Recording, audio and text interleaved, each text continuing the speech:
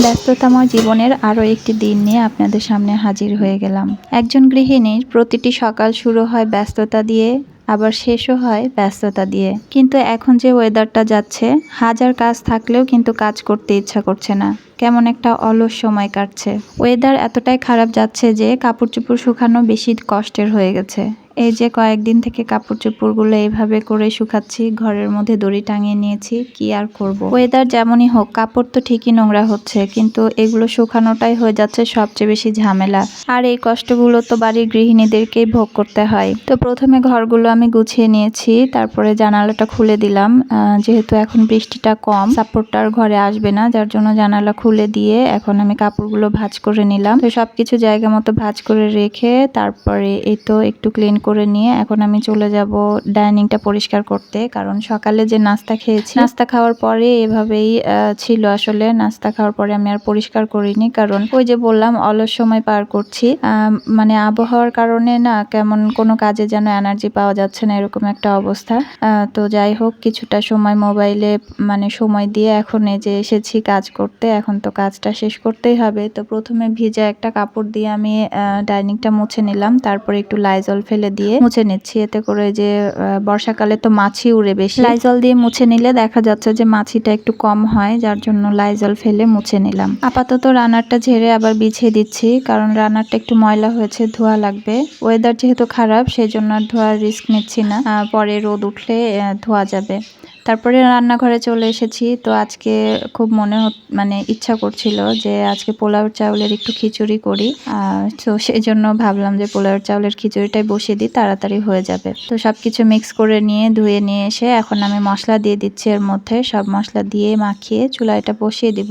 আর সাথে একটু কলিজা ভুনা করব, মানে মাংস করতে চাচ্ছি না, যেহেতু শুক্রবারে আবার মাংস করতে হবে, যার জন্য ভাবলাম যে আজকে মাংস না করি, একটু এটার সাথে কলিজাটা ভুনা করি, তাহলে ভালো লাগবে খেতে। আর অল্প একটু কলিজা মানে মাংসের সাথে নিয়ে এসেছিল, তো সেটাই আমি আলাদা করে রেখেছিলাম যে কোনো একদিন একটু ভুনা করে একদিন রান্না হয়ে যাবে, এক বেলার জন্য হয়ে যাবে। তো সেটাই আজকে করছি। আর খিচুড়ির সাথে একটু ভুনা মাংস বা ভুনা টাইপের কিছু থাকলে ভালো লাগে কিন্তু খেতে। আর আচার ছিল না, আচার থাকলে তো আরও ভালো লাগতো। তো পাশের চুলায় খিচুড়িটা বসিয়ে দিয়ে এদিকে আমি কলিজাটা পরিষ্কার করতে দিচ্ছি। সামান্য একটু হলুদ দিয়ে পানি ফুটিয়ে এর মধ্যে আমি কলিজাগুলো দিয়ে দিচ্ছি। আর এতে করে যে মানে ইয়েটা খুব ভালো মতো পরিষ্কার হয়ে যায়। আর কড়াইটা আমি আবার ক্লিন করে নিয়ে এসেই কিন্তু রান্না বসিয়েছি। আবার কেউ মনে করবেন না যে আমি ওই কড়াইতে বসিয়েছি। কড়াইটা ক্লিন করে নিয়ে তারপরে আমি ওটাতে আবার কলিজাটা ভুনা করে নিচ্ছি। তো এটা এখানে কষাতে দিয়ে আমি তারপরে রান্নাঘরটা ক্লিন করে নেব, কারণ পাশের চুলা যে খিচুড়িটা বসিয়েছিলাম সেটাও হয়ে গেছে। আর আজকে কলিজার সাথে আমি একটু আলু অ্যাড করেছি, যেহেতু কলিজা অল্প একটু, তো হয়ে যাবে আশা করছি। আর আমার মেয়েরা তো খায় কতটুকু, অল্প অল্প খায় পাখির বাচ্চার মতো। তো কলিজাটা বসিয়ে দিয়ে এখন আমি চলে আসলাম সিঙ্কের কাছে। এখানে থালা বাসনগুলো ধুয়ে নিব। ওই পাশের চুলাটা ফাঁকা হয়ে গেছে যেহেতু, সেটাও পরিষ্কার করে নিব। আর রান্নার পরের এই অংশটা আমার সবচেয়ে বেশি ভালো লাগে, যখন আমার পরিষ্কার করার সময় হয়, মানে রান্না বান্না শেষ হয়ে যায়, সবশেষে আমি যখন পরিষ্কার করি। কারণ আমার কাছে মনে হয় যে তখন একটা মানে রিল্যাক্স ভাব আসে যে না, এখন আমার কাজ শেষ, এখন আমি রান্নাঘর থেকে বের হতে পারবো। আমার মনে হয় এটা প্রত্যেকের ক্ষেত্রে, প্রত্যেকটা মেয়ের ক্ষেত্রে এরকমই কাজ করে যে হ্যাঁ, রান্না বান্না শেষে রান্নাঘরটা পরিষ্কার করে বের হওয়াটা সবচেয়ে বেশি শান্তির মনে হয়। তো এদিকে আমি কলিজার মধ্যে একটু পানি দিয়ে দিলাম মাখা মাখা হওয়ার জন্য। তারপরে এইদিকে সবকিছু পরিষ্কার করে নিচ্ছি, তাকটা, চুলার পাটটা সবকিছু একসাথে মুছে ক্লিন করে নিচ্ছি।